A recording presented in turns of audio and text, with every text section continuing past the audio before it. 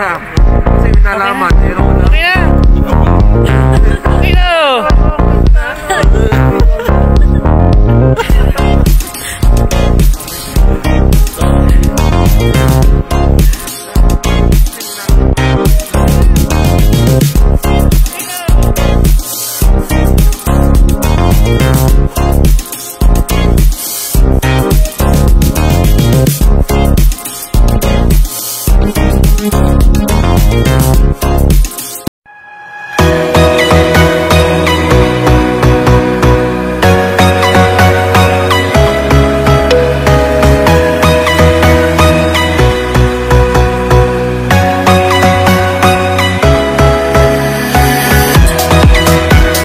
Hello kabayan! Welcome po kayo sa aking channel. Ako po pala si Roman Navarro Official. Ngayon guys is ngayon ako nakapag-upload ng aking video kasi yung mga nakarang araw is lagi po talaga akong busy kasi lagi po ako nasa church every Sunday. So ngayon guys, it's almost 1 year na rin and 2 months na kami dito sa Hungary.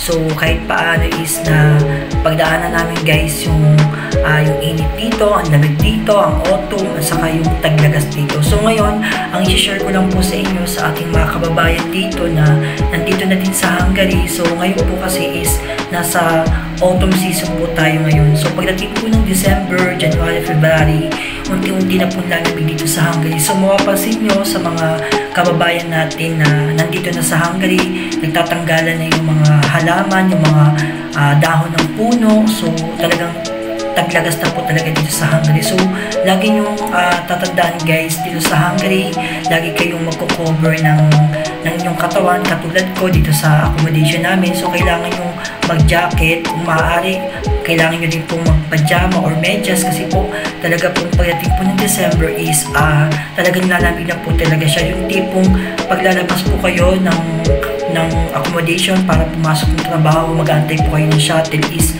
talagang sasakit na yung tenga nyo sa sobrang lamig, yung mga kamay ninyo maninigas na to. So ito lang po yung advice ko sa mga kababayan natin dito sa Hungary.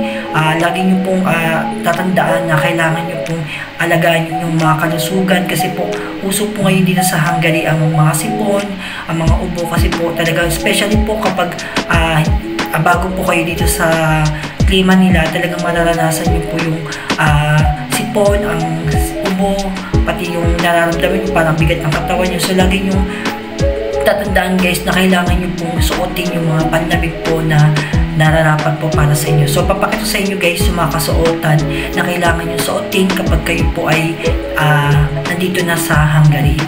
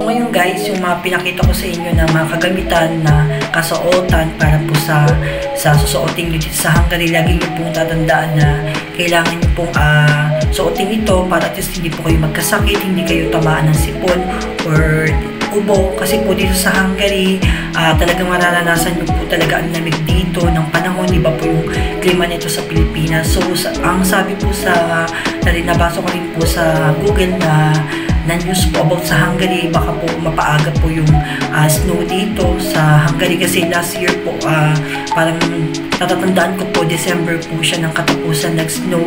Alam lang po yung patikim lang po yung, and then on January doon po siya tumodo ng talagang grabing snow. So expect nyo na po kabayan na pagdating po ng December, talaga namang sobrang lamig na at is parang talagang hindi na kayo makakatayo, yung parang tatamarin na kayong bumangon para mag-asikaso. Pero kapag naramdaman nyo po yung ganung lamig at kayo po ay inubo o sinipon, ang ipanalaban nyo lang po sa inyong mga karamdaman is mag-take lang po kayo ng luya na may lemon. Lagi pong iinumin yun pag kayo po ay nilalamig kasi po yung luya po ay nagbibigay po yun ng init sa ating katawan. So makakaiwas po tayo sa anumang ubo o sipon. So lagi nyo rin po tatandaan na lagi rin po kayo mag-vitamins, especially vitamin C, para at least hindi po kayo sipunin. At saka mga paalala ko lang naman lagi sa inyo guys, kapag kayo po ay nandito na sa Hungary, lagi nyo pong ingatan ninyong mga sarili kasi talagang hindi sarili nyo lang po ang mag-aalaga sa inyo, wala na pong ibang mag-aasikaso sa inyo. So kailangan nyo pong mahalin ang inyong kalusugan, lalo na po sa mga kababayan natin na nandito na sa Hungary. Lagi nyo pong ingatan yung katawan ninyo. Kung taglamig, kailangan nyo magsuot ng mga ganitong damit tulad ko. Kita nyo naka-jacket ako. Paglalabas ako, naka-jacket ako, naka-sa shoes, naka-pajama. O talagang gusto nyo talagang lumabas at matagal kayo sa labas, kung maaari mag-bonnet po kayo kabayan, takpan nyo yung mga tengan nyo. Kung meron kayong pang scarf, pwede kayo maglagay ng scarf sa may leg nyo, pwede takpan nyo yung mga ilong at bibig. Kasi usually guys, pag nasa labas kayo, ang unang-unang tatamaan po ng lamig po sa inyong katawan is inyong mukha.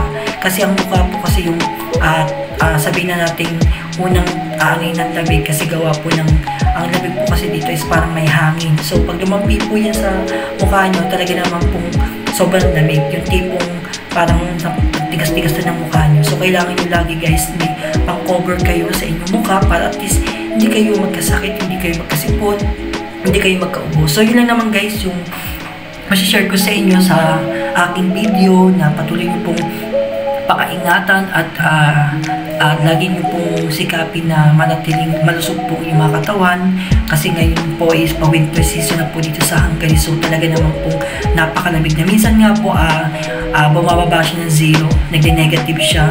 Last year kasi talagang umuusok na yung bibig mo pag nagsasalita ka pa, pwede ka na mag-yosi. So thank God din kahit papaano is na-experience namin ito, pero pinaghahandaan namin. So itong advice ko guys is advice ko para sa inyo, para at least mapaghandaan nyo in case na nandito kayo sa Hungary, maingatan nyo yung mga sarili sa mga kasuotan na dapat yung suotin kapag parating na po ang winter season dito. So maraming salamat po muli sa mga kababayan natin na nandito na sa Hungary. Nakakatuwa kasi sobrang dami na nila.